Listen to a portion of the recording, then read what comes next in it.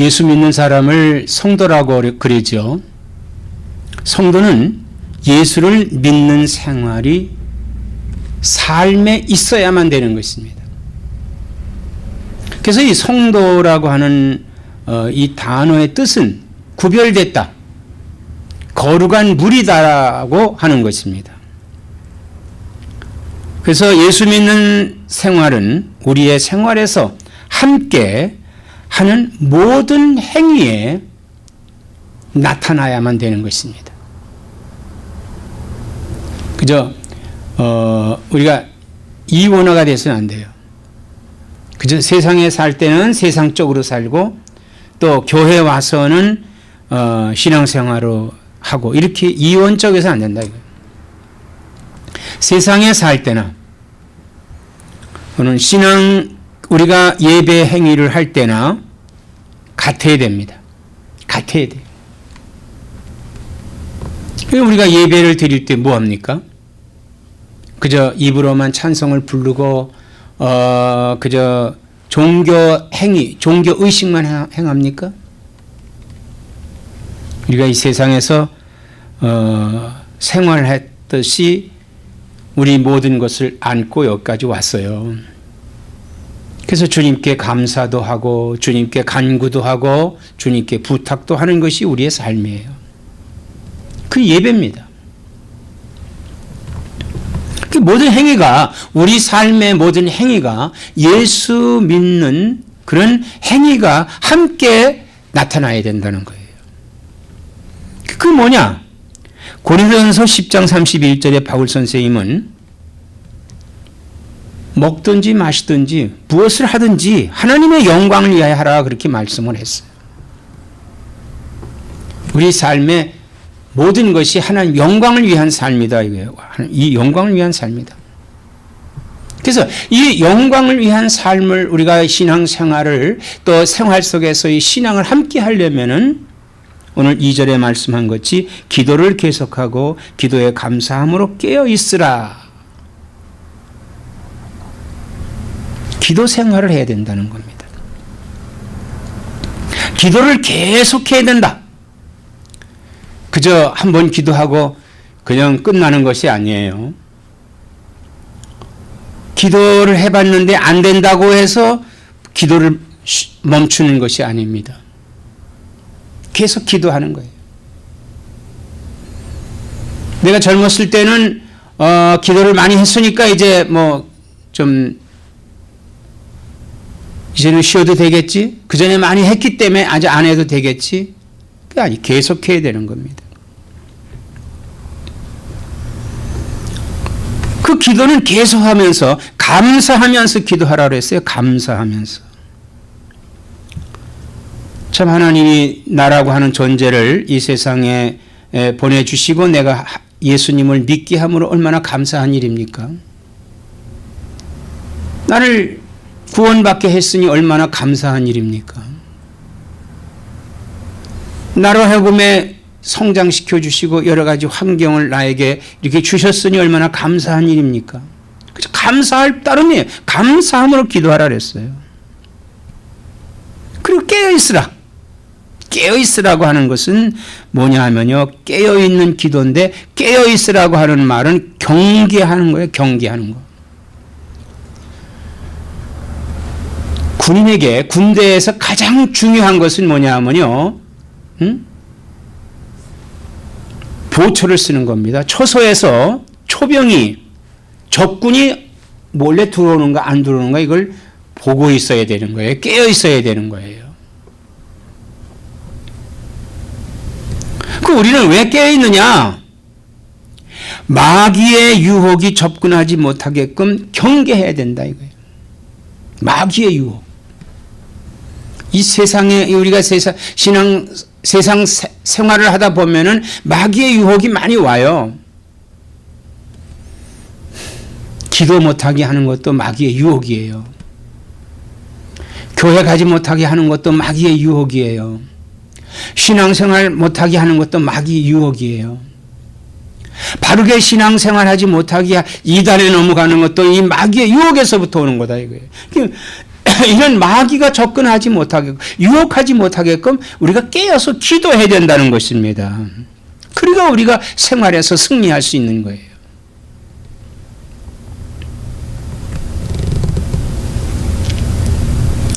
그리고 우리는요, 항상 하나님의 말씀을 받아야 돼요. 말씀을 받아 먹어야 돼요. 그 말씀을 받기 위해서 성경이 뭐라고 말씀을 하냐면 3절에 또한 우리를 위하여 기도하되 하나님이 전도할 문을 우리에게 열어주사 그리스도의 비밀을 말하게 하시기를 구하라. 내가 이 일 때문에 매임을 당하였노라. 이렇게 말씀을 했습니다. 사역자를 위해서 기도하라는 얘기예요. 오늘 주의 종들을 위해서 기도해야 될 때입니다. 왜 종들을 위해서 기도합니까? 오늘 여기 우리가 조금 오해로 들을 수 있는 말이 있어요. 잘 모르면은 아마 이렇게 생각할 수 있어요. 우리를 위해 기도하되 하나님이 전도할 문을 우리에게 열어주사. 이렇게, 그러니까 목사들이 전도하게 하기 위해서 우리가 그 기도를 해야 되는구나. 목사님 전도를 많이 해야 되는구나. 이렇게 생각할 수 있을 거예요. 그러나 이 전도라고 하는 것은 그리스도의 말씀을 전하는 것이 전도지요. 이 전하는 것이 전도예요. 영어 성경에는 뭐라고 되어 있냐면은 메시지라고 되어 있어요. 메시지.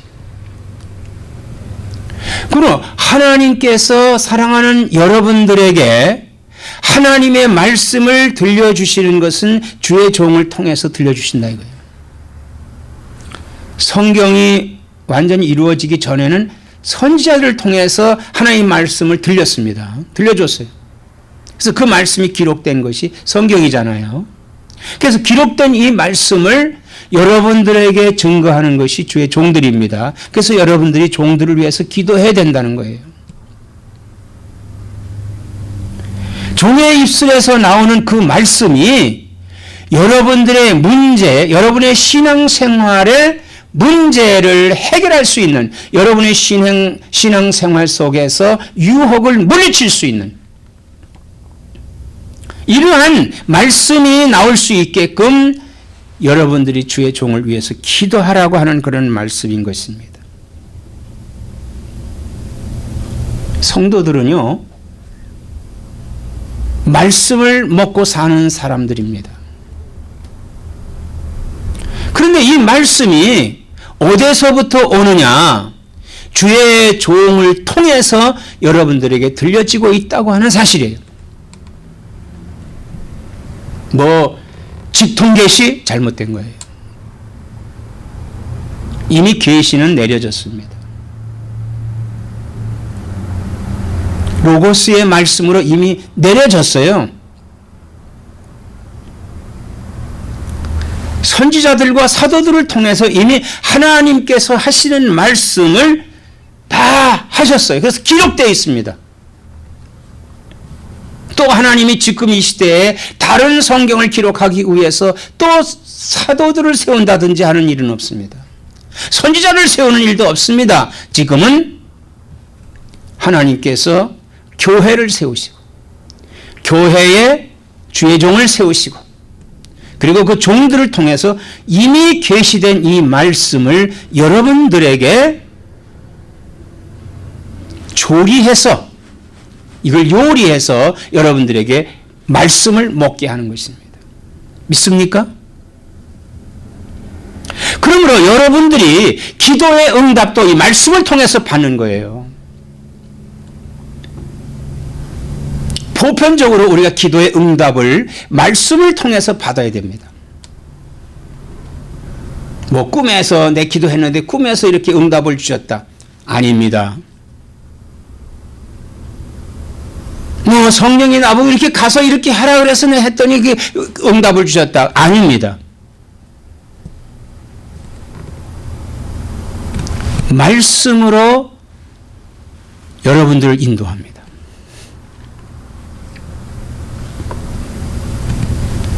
말씀이 여러분들을 먹여주는 거예요. 그래서 그 말씀이 여러분들 속에서 뜨겁게 역사하는 문제가 그 안에서 해결되는 거예요.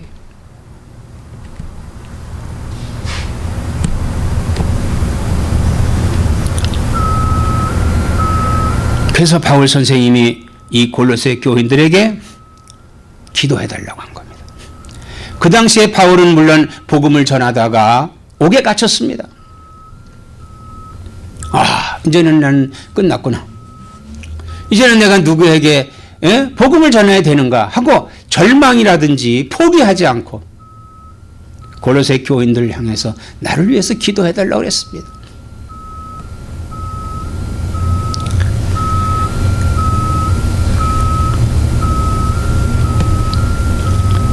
우리에게 열어주사 그리스도의 비밀을 말하게 하시기를 구하라. 내가 이 일 때문에 매임을 당하였노라. 이 일 때문에 그리스도의 말씀에 붙잡혀서 사도로서 복음 전하는 거에 매임을 당했다는 거예요. 오늘 주의 종들이 말씀을 전하는 거에 매임을 당해서 묶여있다 이거예요. 그 주의 종들은 말씀을 선포해야 됩니다. 여러분들에게 이 말씀을 선포할 때 여러분이 양식이 돼야 돼요. 그래서 주의 종을 위해서 기도하는 겁니다.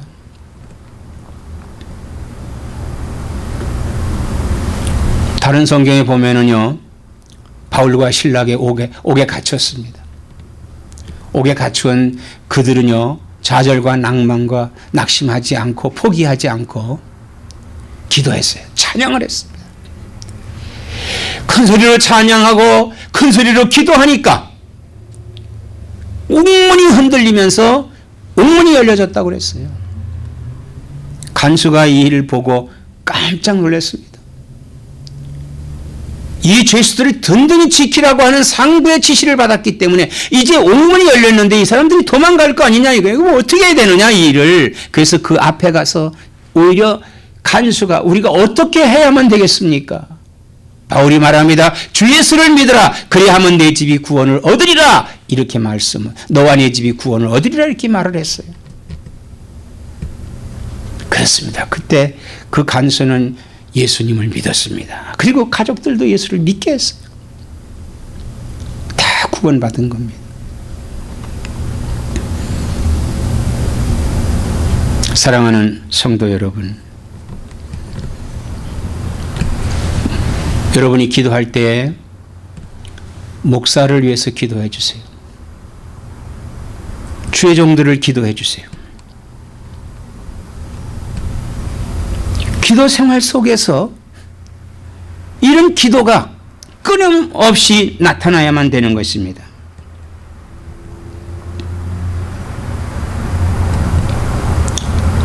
사절에 그리하면 내가 마땅히 할 말로서 이 비밀을 나타내리라 그랬어요.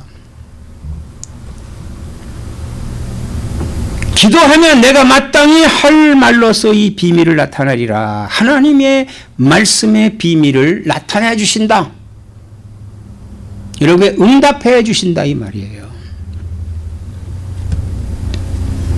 그리고 5절에 외인에게 대하여는 지혜로 행하여 세월을 아끼라 이렇게 말씀을 했습니다. 우리는 이 세상에 사는데 예수 믿지 않는 사람들과 함께 삽니다. 종교가 없는 사람도 있습니다. 무속신앙을 갖고 있는 사람도 있습니다. 다른 종교를 믿는 많은 사람들 속에 우리가 살고 있습니다. 핍박하는 사람들 속에 우리가 섞여 살고 있습니다. 우리는 즉 불신자 속에 살고 있다 이 말이에요. 그러면서 우리가 예수 믿는 사람으로서 이 세상에 사는 건 지혜롭게 살아야 됩니다. 지혜롭게 살아야 돼요.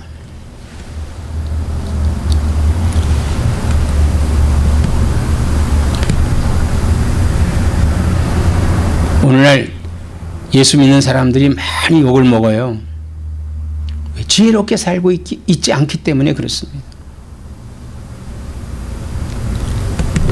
지혜는 뭡니까? 하나님을 아는 것이 지혜예요. 즉 바르게 하나님을 알자 이겁니다. 바르게 하나님을 믿어야 됩니다. 바르게 믿는 게 뭡니까? 하나님께서 우리에게 말씀해 주신 대로 믿는 것이 바르게 믿는 거예요. 이게 지혜입니다. 예수 그리스도를 통해서 구원받는, 예수님의 구속으로 말미암아 구원받는 거예요. 그건 어떤 특허품이 아닙니다.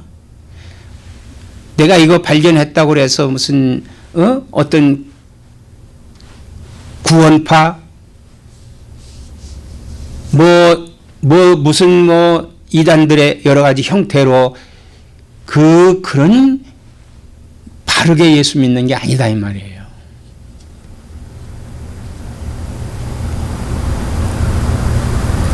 자, 우리가 예수를 예수답게 믿어야 됩니다. 그게 뭐 하나님께서 말씀하신 대로 성경대로 믿는 거예요. 그래서 지혜롭게 살아야 됩니다. 지혜롭게. 즉 믿지 않는 사람들에게 칭찬을 받으며 살아야 된다 이거예요. 칭찬을 받으며 살아야 된다. 야, 예수 믿는 사람은 다르다. 그래서 그 당시에 초창기의 초대교회 때 그리스도인이라고 하는 것은 바로 문화인이다 이런 칭호를 받은 겁니다. 문화인이다. 다르다 저 사람들은. 근데 오늘날 우리들은 어떤 칭호를 받고 있습니까? 교회 안에서만 칭호를 받고 있어요. 성도다. 밖에 있는 사람들한테도 우리가 그런 칭호를 받아야 되는 거예요. 그런 칭호를 받을 때 이 세상에 복음화가 이루어지는 겁니다. 그래서 뭐라고 말씀하고 있어요? 5절에 지혜로 행하여 세월을 아끼라 그랬어요. 세월을 아끼라. 세월은 갑니다. 그래서 물 흐르듯이 세월이 가요. 바람 불듯이 세월이 갑니다. 그러나 간 세월을 지나고 보니까 얼마나 후회스러운 것이 많이 있습니까? 그건 왜 내 생각대로 억지로 하려고 그렇기 때문에 그렇다 이거예요.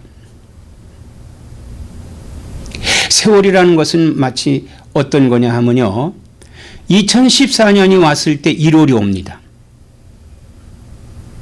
또 2월, 3월, 4월, 5월, 6월, 7월 이렇게 오지요. 그러면 1월에는 신정이 있습니다. 또 2월, 3월, 4월 3, 4월에는 고난주간 부활절이 있습니다. 5월에는 뭐가 있고 6월에는 뭐가 있고 7월에는 8월에는 뭐가 있고 9월에는 뭐가 있고 우리가 그 세월을 가는 거예요. 이미 다 예정되어 있는 시간이 많이 있습니다. 봄이 되면 씨앗을 뿌려요. 그리고 그것이 싹이 올라오면 그것을 잘 가꾸어진 그것을 가을 되면 거둡니다. 이게 세월이에요. 그 세월에 기회를 알아라 이거예요. 기회를 알아. 어느 때 씨를 뿌려야 될지, 어느 때 이것을 가꾸어야 될지, 어느 때 어떻게 해야 될지, 어떻게 열매를 곡식을 거둬야 될지 이걸 알아야 된단 말이에요. 기회를 알아야 돼요. 기회. 아무 때나 있는 것이 아니에요. 그 기회를 알고 선용할 수 있어야 되는 것입니다. 기회를 알고 선용할 수 있어야 되는 거예요. 우리에게는 이런 기회들이 계속 있습니다. 그 세월을 아끼고 살아야 돼요.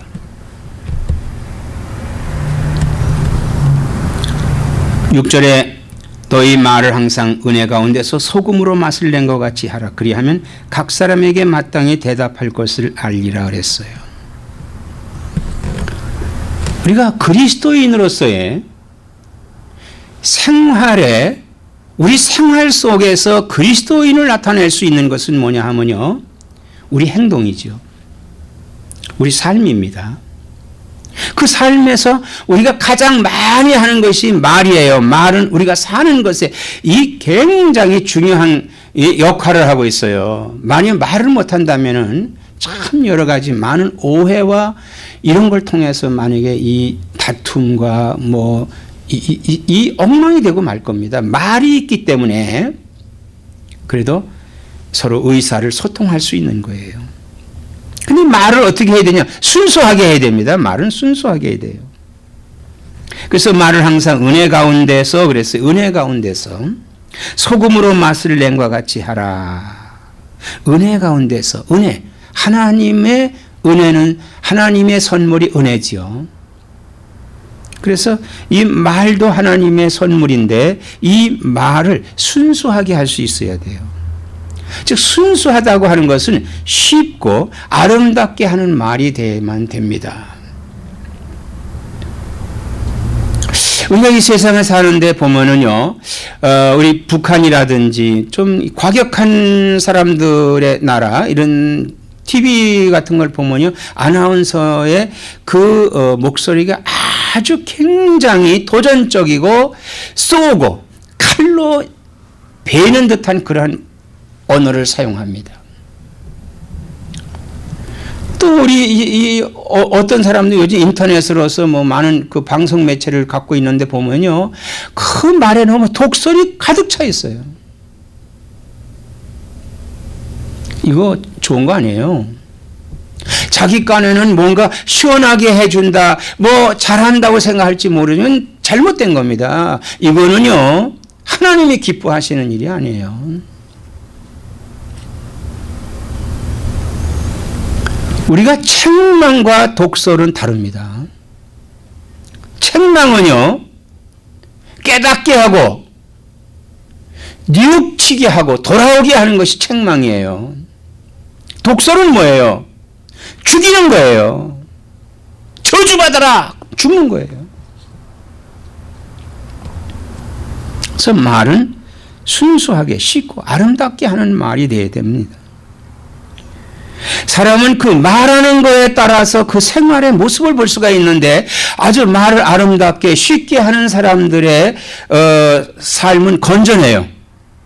건전하게 삽니다. 여러분, 건전하다고 하는 것이 뭔지 알아요? 기쁘게 사는 거예요. 기쁘게. 행복하게 사는 거예요. 되게 이 말을 거칠게 하고 나쁘게 하는 사람들은요, 뭔가 불안하고 초조하고 또 자기가 많은 압박을 당하고 뭔가 이런 주변에서 받는 이런 것들이 있어요. 그렇기 때문에 그게 말로 나타나는 건데, 우리 삶은 건전한 삶을 살아야 되는 거예요. 건전한 삶이 뭡니까? 기쁘게 사는 거예요. 욕심내지 않고 이웃에게 베풀면서 도리를 하면서 사는 것이 바로 건전한 삶입니다. 그리하면 각 사람에게 마땅히 대답할 것을 알리라 그래서 각 사람에게 대답하는 것이 뭡니까? 행동하는 거예요. 행동하는 거. 내가 어떻게 행동하느냐 이것입니다. 바로 그것이 뭐냐면 하나님의 말씀을 받고 그 말씀이 내 안에서 역사해서 그 말씀을 그들에게 보여주는 거죠. 그들에게 나타내 주는 거예요. 이게 바로 성령의 인도를 받는 겁니다. 성령의 인도를 받는 거예요. 그래서 성도는 믿음으로 살아야 되고 성경대로 살아야 되고 이를 위해서는 기도에 힘써야 됩니다. 기도에 힘써야 돼요. 그럼 우리가 기도를 어떻게 하느냐? 맨날 교회 가서 기도해야 됩니까? 바쁜데. 물론 교회 가서 기도하는 거 좋죠. 그러나 우리의 삶에 예수님과 끊임없이 연결되어 있는 거예요. 생활 속에서 주님을 향해 있는 겁니다. 그리고 주님께 간구하고 부탁하고 사소한 일을 할지라도 주님께 감사하고 주님께 의탁하고 성경 말씀에 어떻게 주님은 어떻게 했는가? 주님이라면 어떻게 하실까 하고 그분과 늘 같이 하는 삶이 바로 기도 생활이에요. 기도는 곡조 있는 기도, 찬양도 기도입니다. 또 묵상도 기도입니다.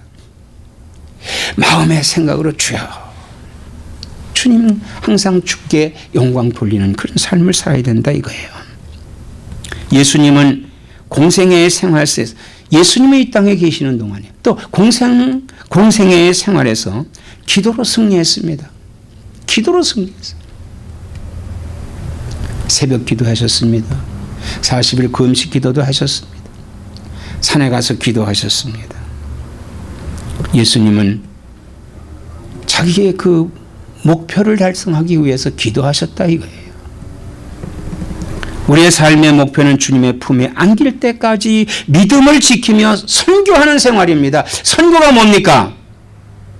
예수님을 보여주는 겁니다. 세상 사람들에게 보여주는 거예요.